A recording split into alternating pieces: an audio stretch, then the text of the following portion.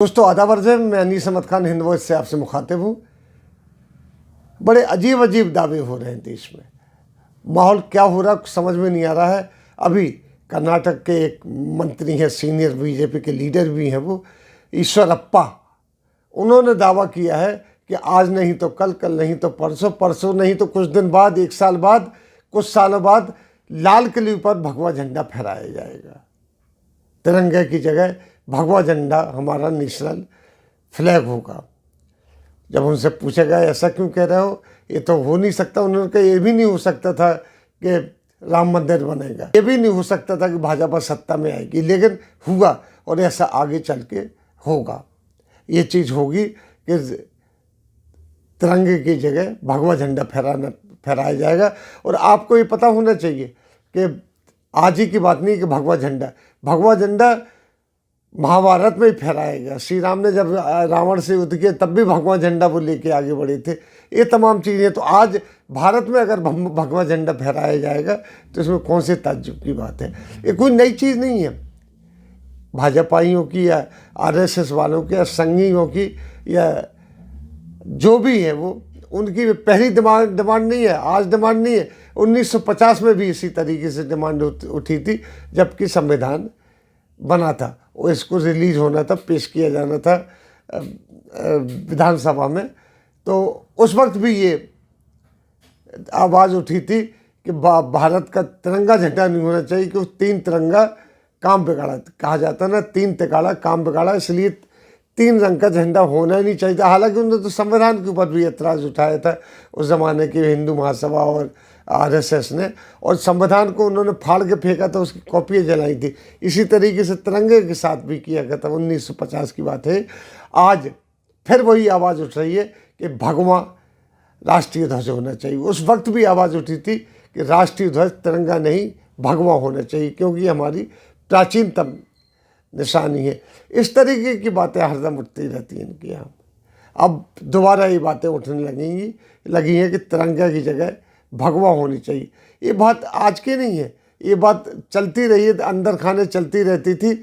और आपको ये बात पता है, तिरंगे से का अपमान ये आज नहीं कर रहे हैं। जो नागपुर का आरएसएस का मुख्यालय है, उसमें सन 2002 तक तिरंगा नहीं फहराया गया था। जब वहाँ पे केस हुआ, कुछ लोगों ने तिरंगा फहराने की वहाँ पे धमकी दी, कोशिश की, उसके बाद कोर्ट के ऑर्डर से हुआ कि यहाँ पे तिरंगा फहराया जाए, और तिरंगा फहराया जाने लगा।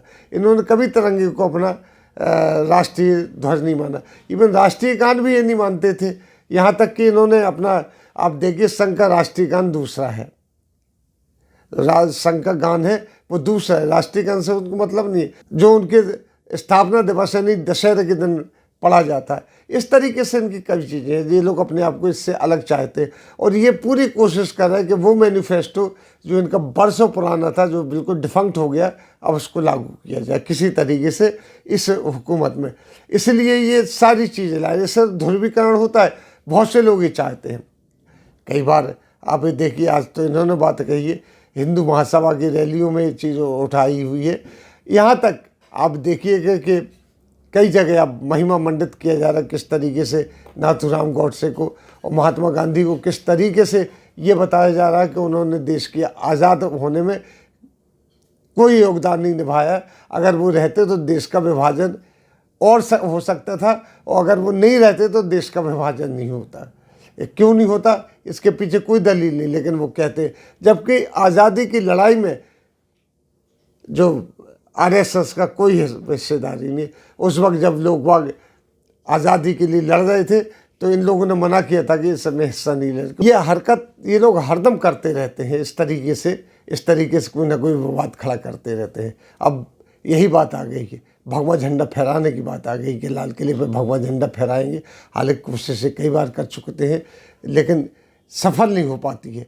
आइंदा ये बिल्कुल इस तरीके का कि इसको विचार डाल देते हैं, इस जहनों में एक विचार डाल देते हैं, वो विचार आगे आगे चल के अंधभक्त इसको आगे बढ़ाने लगते हैं। इस किस्म से कई चीज़ें हैं जो नहीं होना चाहिए।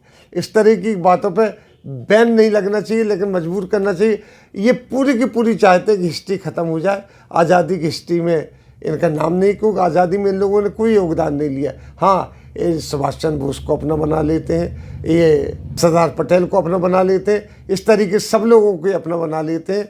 हालांकि सरदार पटेल पहले आदमी ऐसे थे जिन्होंने आरएसएस पे बैन लगाया था, होम मिनिस्टर थे, जो कि पंडित जवाहरलाल नेहरू के कहने पर उन्होंने हटाया था, वरना वो बजट थे कि हमें बैन नहीं हटाना। इस तरीके से कई चीज़ें उन्होंने माफ़ीनामा लिखने के लिए कहा था, जो उन्होंने माफ़ीनामा लिखा था उसके बारे में आरएसएस ने, वो सब रिकॉर्ड में है। ये जो शिफ्ट कर रहे हैं पार्लियामेंट को यहाँ से वहाँ तक, वहाँ का आर्काइव है, आर्काइव में कई ऐसी चीज़ें गायब करने का इनका प्लान है जो कि हमारी धरोहर है। उसमें सिर्फ वो चीज़ें गायब होंगी जो कि इनके मुखालिफ है, जो हिस्ट्री में इनको स्थान नहीं दे रही, लेकिन ये वहाँ से तो गायब कर देती। लेकिन गूगल से तमाम चीज़ों से कैसे गायब करेंगे, जो कंप्यूटर में फीड है। लेकिन नहीं, इनकी कोशिश है कि आने वाली जनरेशन उनके जहन से बिल्कुल साफ़ कर दी जाए। उसमें यह रहे कि नरेंद्र मोदी ही आज़ादी दिलाने वाले हैं और आरएसएस उसमें झंडा बरदार है, आगे झंडा लेके चलने वाली है। हालांकि ऐसा नहीं है। लेकिन अब सबसे अब बात उठ रही है तमाम चीज़ों के बाद कि अब भगवा झंडा लाल किले पर फहराया जाएगा 15 अगस्त के दिन, क्योंकि 15 अगस्त के दिन तिरंगा फहरा के आज़ादी की लड़ाई ख़त्म हुई तो देश आज़ाद हुआ था। अब उसकी जगह भगवा झंडा फहराया जाएगा। ये अजीब अजीब बातें हो रही हैं, इसको कैसे समझाया जाए? ये सिर्फ एक विघटन की बात है और पोलराइजेशन की बात है, एक हिस्ट्री बिगाड़ने वाली बात है। इसी के साथ हम आपसे लेते हैं विदा। अगले अंक में फिर हाजिर होंगे, तब तक के लिए दीजिए इजाज़त।